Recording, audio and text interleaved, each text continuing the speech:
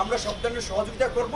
সবাইকে শান্তিপূর্ণভাবে কর্মসূচি পালনের আহ্বান জানিয়ে আওয়ামী লীগের প্রতি, ছাত্রলীগ, যুবলীগের প্রতি যারা দেশে আছেন তাদের প্রতি একটা আহ্বান রাখতে চাই যে আমরা আপনাদেরকে গত 4-5 বছর ধরে বলছিলাম যে শেখ হাসিনা পালিয়ে যাবে, ওবায়দুল কাদের, সালমানের প্রমাণরা হয়তো আফগানিস্তানের মতো প্লেনের চাকা ধরে পালাতে পারবে, আপনাদেরকে এই দেশে থাকতে হবে। কাজেই আপনারা এমন কিছু করেন না ক্ষমতার পট পরিবর্তন হলে জনরোষে আপনাদের অবস্থা খারাপ হয়। আপনারা কথা শুনেন নাই, আপনারা এমন কর্মকাণ্ড করেছেন, এখন জনগণ আপনাদেরকে পাইলে কি করবে আল্লাহ মাহবুব জানে। তো সেই জায়গা থেকে আপনারা এইটুকু বলবো, আপনাদের প্রধান নেত্রী পালিয়ে গিয়েছেন, আপনাদের কারো কথা ভাবেন নাই। প্রধান সেই নেত্রীর ছেলে তিনি বলেছেন যে তিনি কোনো পার্টির কথা, দলের কথা ভাবছেন না, তিনি তার মা, তার পরিবারের কথা ভাবছেন। কাজেই আপনারা যদি কারো উস্কানিতে রাস্তায় নেমে কোনো ধরনের নৈরাজ্য এবং বিশৃঙ্খলা করেন, শেখ হাসিনা তো পালাতে পারছে, আপনারা কিন্তু পালাতে পারবেন না। একদিকে আইন শৃঙ্খলা বাহিনী, একদিকে সেনাবাহিনী, একদিকে আমরা জনগণ, বিপ্লবী ছাত্র জনতা। কাজেই কোনো ধরনের নৈরাজ্য করার দুঃসাহস আপনারা দেখাবেন না।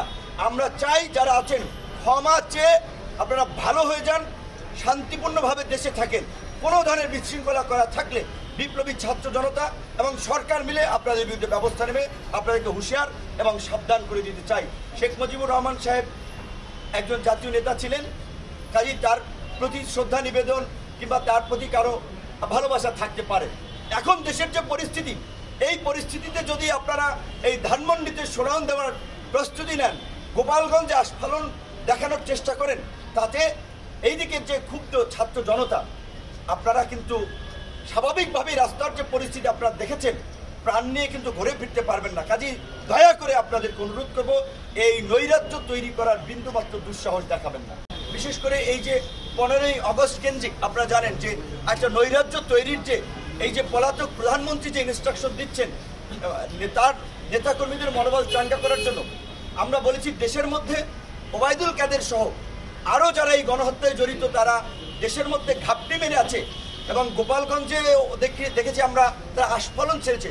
অনতিবিলম্বে তাদেরকে খুঁজে খুঁজে গ্রেপ্তার করা এবং ছাত্রলীগ, যুবলীগের সন্ত্রাসীদেরকে ওবায়দুল কাদের নিজেই লেলিয়ে দিয়েছেন। কাজে এখন তাকে গ্রেপ্তার করা একটা প্রধান একটা বিষয় হয়ে দাঁড়িয়েছে। তাকে গ্রেপ্তার করলে অনেক কিছু বের হয়ে আসবে। পাশাপাশি ছাত্রলীগ, যুবলীগ যেহেতু এই আন্দোলনে ভায়োলেন্স করেছে, সরাসরি গুলি চালিয়েছে এবং ষষ্ঠ উপদেষ্টা মহোদয় নিজেই বলেছেন তিনি আপনার 7.6 mm গুলি তিনি বিডিআর সদস্যের এই আপনার সিনাতে দেখেছেন।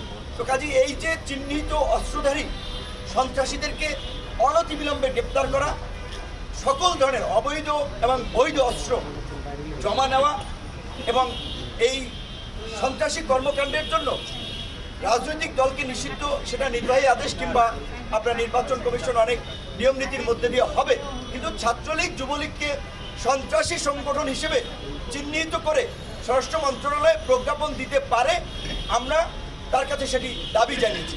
পাশাপাশি তিনি আমাদের কাছে অনুরোধ জানিয়েছেন, আহ্বান জানিয়েছেন, দেশবাসীর প্রতি আহ্বান জানিয়েছেন আমাদের মাধ্যমে ল অ্যান্ড অর্ডারকে স্বাভাবিক করতে পুলিশ প্রশাসনকে সব ধরনের সহযোগিতা করতে।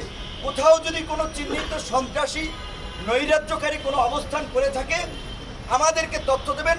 তার ব্যক্তিগত নাম্বার, তার কর্মকর্তাদের নাম্বার আমাদেরকে দিয়ে দিয়েছে, তারা পরিষ্কারভাবেই বলে দিয়েছে আমরা তাদের তথ্য দেওয়া মাত্রই তাদের বিরুদ্ধে পদক্ষেপ নেওয়া হবে। সর্বশেষ যেই কথা, এই যে একটা সরকার গঠিত হয়েছে, এখনও আমাদের অনেক ঝুঁকি রয়েছে, আশঙ্কা রয়েছে। কাজে আগামীকালকে থেকে ইতিমধ্যে বিভিন্ন রাজনৈতিক দল, ছাত্র জনতা সবাই আওয়ামী লীগকে নিষিদ্ধ করা সহ বিভিন্ন দাবিতে রাজপথে নামছেন। আন্দোলনকারী দল যারা বিপ্লবী ছিলেন, বিপ্লবীদের দ্বারা কোথাও যেন কোনো বিন্দুমাত্র শৃঙ্খলার ঘাটতি না হয়, কোনো কেউ ভায়োলেন্স তৈরি করতে চাইলে যথাসময়ে পুলিশ এবং সেনাবাহিনীর সহযোগিতা নিয়ে তাদেরকে যেন আটক করার ক্ষেত্রে সবাই সহযোগিতা করে, তারা সেটি আহ্বান জানিয়েছেন। কারণ আমরা স্বাধীনতা অর্জন করেছি, এখন শান্তিপূর্ণভাবে দেশকে শান্তির পথে পরিচালিত করা আমাদের দায়িত্ব, সরকারের দায়িত্ব। এই সরকারের রাষ্ট্র পরিচালনায় অনেকের অভিজ্ঞতা নাই, কাজে আমরা যদি সহযোগিতা না করি, সেই সহযোগিতা ছাড়া তারা কিন্তু সাকসেস হবে না। তাই সাংবাদিক, বিশেষ করে গণমাধ্যমকে প্রকৃত অর্থে ফোর্থ স্টেট হিসেবে রোল প্লে করার আমি মনে করি সময় এসেছে। আপনাদের অবাধ স্বাধীনতা রয়েছে, কোথাও কোনো বিশৃঙ্খলা নৈরাজ্য দেখা মাত্র আপনারা গণমাধ্যমে তুলে আনেন এবং আপনারাও আপনাদের জায়গা থেকে সরকারের কাছেও আপনারাও এই বিষয়গুলো নিয়ে কথা বলেন।